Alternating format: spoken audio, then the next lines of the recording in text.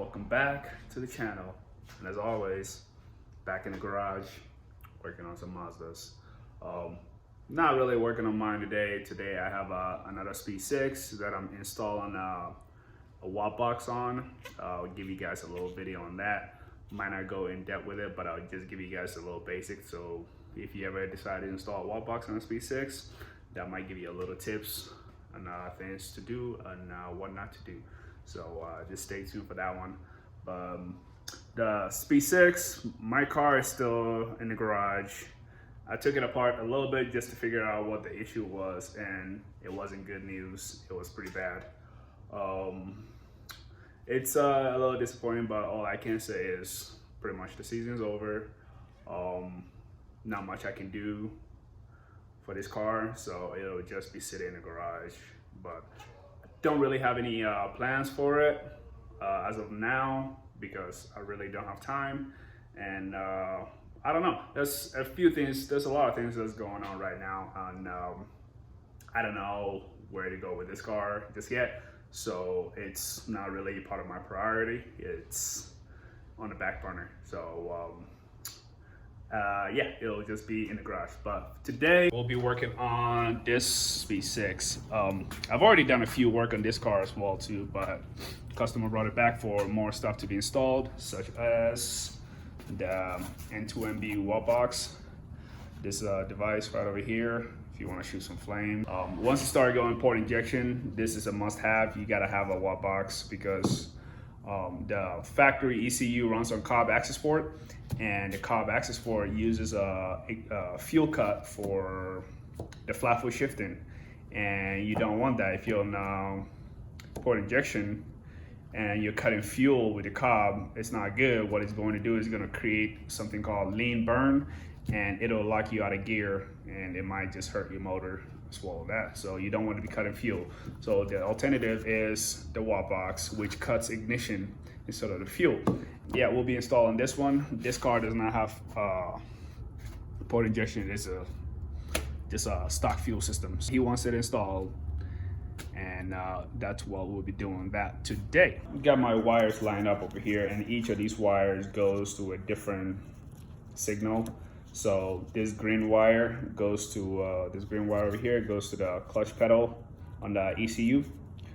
The yellow wire goes to the crank sensor on the ECU pin as well too, and the blue wire goes to the acceleration pedal. So these three pedals will be soldering into the ECU pin positions, and the black is for your ground.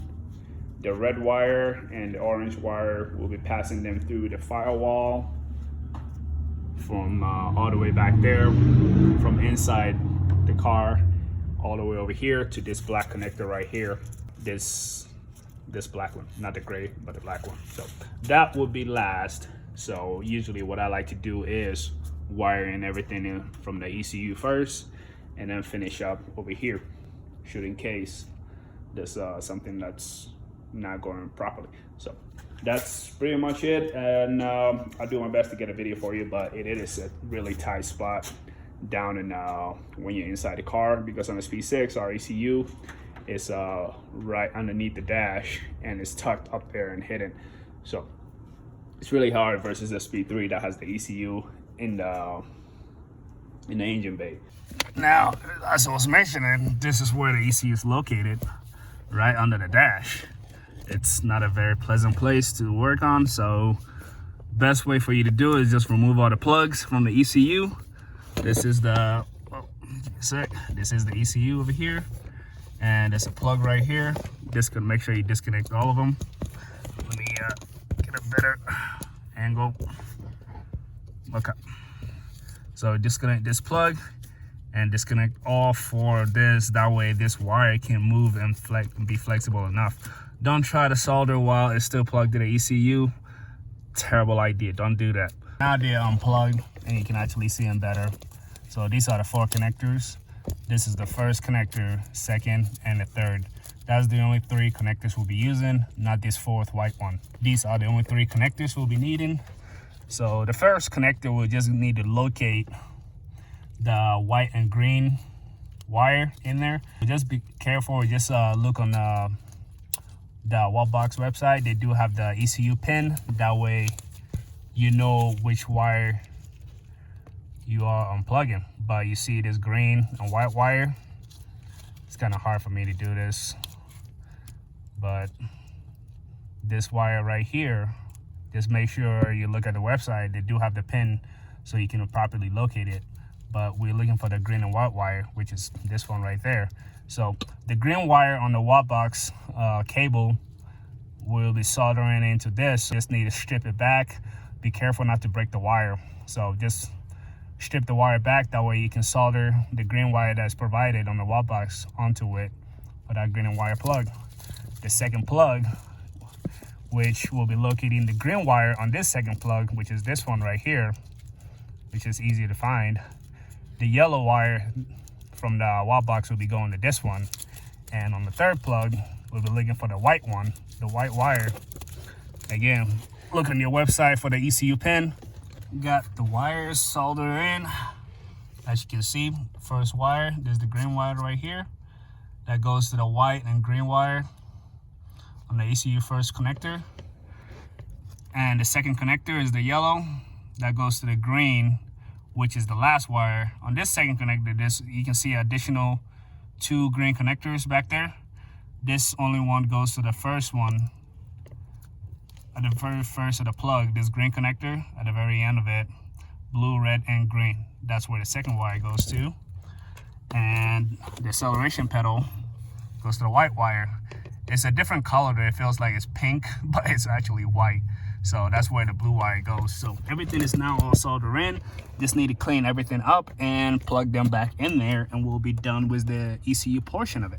Just make sure the car starts before you move forward, because if something is wrong, you'll know right away. And in this case, it starts. We're back in the engine bay, and here's the black connector. Just unplug it from the loom. And this is the wire that's coming from the harness, not this one from coming from the actual the passenger side of the harness. This one is from the driver's side of the harness, so that's pretty much away from it. The black connector, we are looking for, just peel back some of the loom a little bit. It's a stock car, so there's a lot of stuff here. But anyways, we're looking for this connector right here, the black, white, and spotted wire. You see it right here. That's the only wire that has like a little spots mark on it, like a gray marks on it. You can see like that. Let me get the camera resuming a little bit. You can see all the spots on the wire. That's the wire that we're looking for. With this wire, we'll need to cut it in half, because we have these 2 wires that we'll be soldering in each place. Got everything soldered up. So like I was saying, there's the orange wire that goes straight to the plug side, and the red wire goes to the harness side, which is coming out of the loom. Once you break apart the wire, that's pretty much how you put it together. The Wotbox over here, just in this corner, just drill a small hole behind it. That way you can pass the wire through. And this spot is also easy and accessible, just in case you need to plug it into your computer and keep it away. Just hide it away.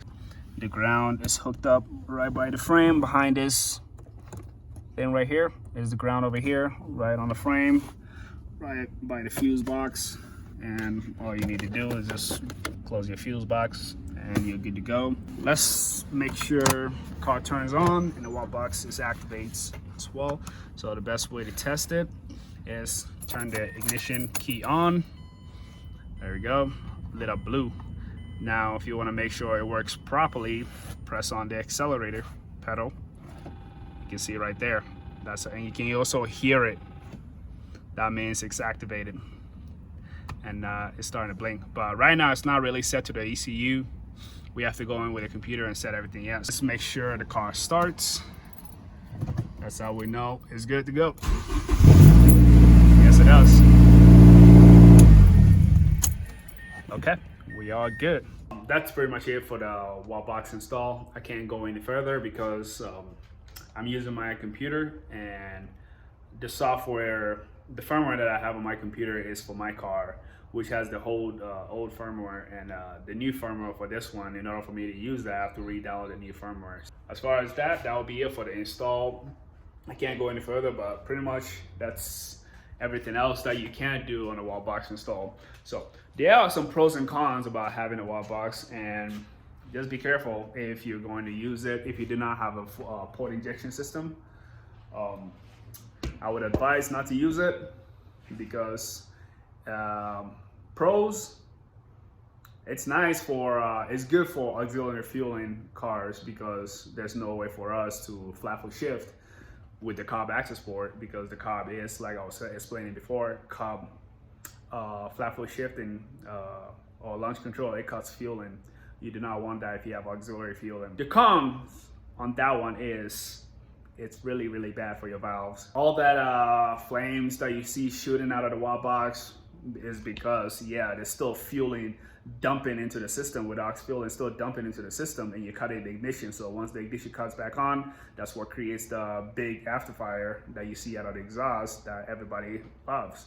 However, though, it is, for direct injection cars, it is really, really not good for your valves. And I have one sitting here that can pretty much prove to you why it is not good for your valves. So if you keep doing it continuously, it's not good. I mean, it's nice and all, but it's still not good. It will destroy your valves